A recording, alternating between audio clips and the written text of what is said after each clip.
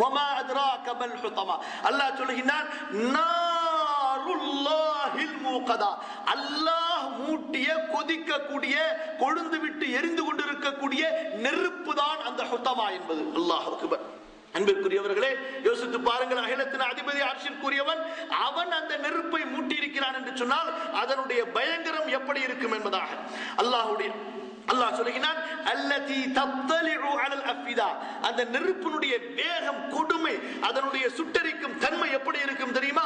அந்த நரகத்திற்கு ஜகாத் கொடுக்காதவர்கள், தர்மம் செய்யாதவர்கள் இழுத்து கொண்டு வரப்படும் பொழுதே அந்த நெருப்பானது அவனுடைய இதயத்தை சுட்டரித்து விடும். சுப்ஹானல்லாஹி ரப்பில் ஆலமீன். எப்படிப்பட்ட விகாரமான தோற்றமுடைய இந்த மனிதன், இவன் நரகத்திலே போடப்படக்கூடிய மனிதனுடைய உடல் இருக்கிறதே, அவனுடைய ஒரு புஜத்திலிருந்து இன்னொரு புஜம் வரை 40 நாட்கள் ஒருவன் நடந்து சென்றால் எவ்வளவு தூரம் செல்வானோ அவ்வளவு பெரிய உடம்பாக நரகவாதியினுடைய உடம்பு மாற்றப்படும். அல்லாஹ்வுடைய தூதர் ஸல்லல்லாஹு அலைஹி வஸல்லம் சொன்னார்கள், நரகத்திலே போடப்படக்கூடிய மனிதனுடைய பல் இருக்கிறது மிஸ்லு உஹத், உஹது மலையை போன்று இருக்கும். உஹது மலை எவ்வளவு நீளம் தெரியுமா? உயரத்திலே 1 மைல் தூரம், அகலத்திலே 5 மைல் தூரம். ஒரு பல்லினுடைய நிலைமை இப்படி விகாரமாக இருக்கும் என்று சொன்னால் அவனுடைய முழு உடல் அமைப்பு எவ்வளவு கொடூரமாக மாற்றப்படும் என்று யோசித்து பாருங்கள். ஏன்?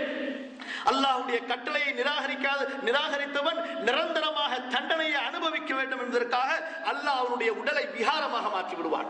இவ்வளவு விகாரமான உடம்பு, இவ்வளவு பெருத்த உடம்பு, ஆனால் அந்த நரகத்தில் அந்த ஹுதமாவுடைய நெருப்பு என்ன செய்யும்? அல்லதி தத்தலிஉ அலல் அஃபிதா. அவன் தூரத்திலே சங்கிலிகளால் கட்டப்பட்டு இழுத்து கொண்டு வரப்படும் பொழுது அவனுடைய கல்வை, அவனுடைய நெஞ்சை எரித்து விடும் என்று சொன்னால் இங்கு இருக்கக்கூடிய தோள்களும் உடம்புகளும் சதைகளும் என்னத்திற்கு ஆகும் என்பதாக யோசித்து பாருங்கள். அது மட்டும் அல்லாஹ் சொல்கிறான் அல்லதி தத்தலிஉ அலல் அஃபிதா இன்னஹா அலைஹிம் முஸதா ஃபீ அமதின் முமத்ததா. உயரமான நெருப்பு கம்பங்களிலே அவர்கள் கட்டப்பட்டு அந்த நெருப்பின் சாட்டைகளை கொண்டு அடிக்கப்பட்டு கொண்டிருப்பார்கள் என்பதாக. அன்பிற்குரியவர்களே, ஜகாத் என்பதும் சதகா என்பதும் இறை நம்பிக்கையினுடைய பிரித்து பார்க்க முடியாத பண்பு.